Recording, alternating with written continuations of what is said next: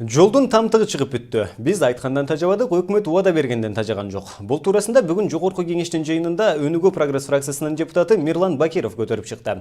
Ошондой эле эл өкүлү бүгүнкү күндө жүздөгөн жүк ташуучу унаалар Кытайга кире албай тургандыгын билдирди. Жогорку кеңештин бүгүнкү отурумунда каралган ушул жана башка маселелер туурасында кабарчыбыздын материалы. Жогорку кеңештин бүгүнкү отурумунда ар кандай маселелер учурунда эл өкүлдөрү аймактарда шайлоочулар менен жолугуп, жөлөк пул маселеси көйгөйдү жаратып жаткандыгы айтылды. Парламентарийлер жыл сайын жөлөк пул алуучулардын санын кыскартуу максатында өкмөт ар кандай шылтоолорду келтирип жаткандыгын сындашты. Эмне үчүн мындайлар шылтоолор таап атасыңар деп телефон аркылуу байланышсак ошол социалдык кызматтын кишилери менен. Алар айтат, бизге ушунда тапшырма келип атат дейт. Тизмелерди азайткыла деп атат дейт. Ким тараптан десек, ушул райондун акими тарабынан. Губернатор өкмөттүн ыйгарымдуу укуктуу өкүлү деп коет азыр. Ошол тарабынан ушунда тапшырмаларды берип атат дейт. Жылдан жылга биз азайтышыбыз керек экен деп. Эгерде мында көрсөткүчтөрдү азайта турган болсо, анда ошол жетекчилерге жакшы болсо керек да, жакшы иштеп атат экен. Мында сырткары парламентте Бишкек-Ош жолунун абалы дагы талкууланды. Жолду оңдоо боюнча Азия өнүктүрүү банкы менен түзүлгөн келишимдин мөөнөтү эбак эле өтүп кеткен. Келишимдин шарттарына ылайык аны создуктурган тарап жоопкерчилигин тартат экендигин депутаттар өкмөткө эскертишти. Мен сизге сунуш берет элем, Ашырбек Мойдонович.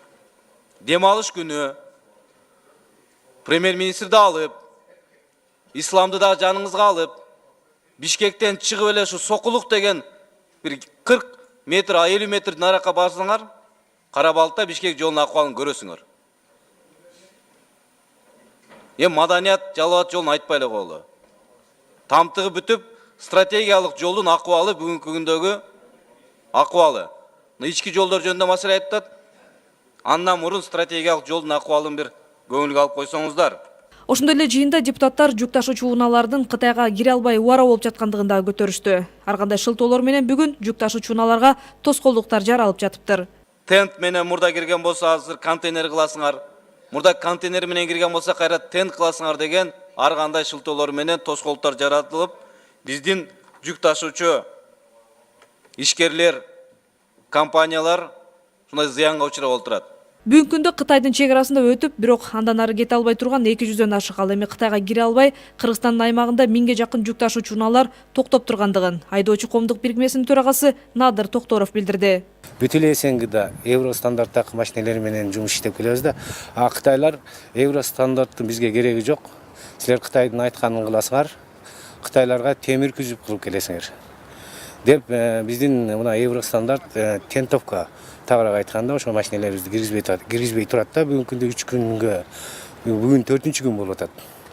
4 күндөн бери биздин айдоочулар ошол Кытайдын өтө турган постунда турат. Ошо биздин министрликтин мындайча айтканда тагыраак иштебей аткандыгынан, анан чет мамлекеттер менен тең ата сүйлөшө албай аткандыгынан бүгүнкү иштер ушу акыбалга алып келди да. 4 күндөн бери Кытайга кире албай жолдо турган айдоочулардын 80%-ынын жумушу токтоп калгандыктан эл өкүлдөрү өкмөттү бул маселени тез арада чечүүсүн талап кылышты. Транспорт министрлигине киргизип, эмне маселе бар, кандай тоскоолдуктар бар, жардам берип коюңуздарды суранам. Себеби алар ар бир өзүнүн үй бүлөсүн багып атат. Экономикага салым кошуп атат. Биз мамлекеттен солярка же башка сураган жок. Ошол шарт гана түзүп берсин сурап атат. Транспорт министрлиги менен байланышканыбызда жүк ташыган унаалардын абалы боюнча өкмөткө жана Тышкы иштер министрлигине кат жолдонуп, өкмөттүн деңгээлинде бул көйгөйдү чечип берүүсүн өтүнүшкөн. Бирок азырынча өкмөттөн жооп келе элек. Изат Шугралиева, Бекжан Камзаев, Сентябрь.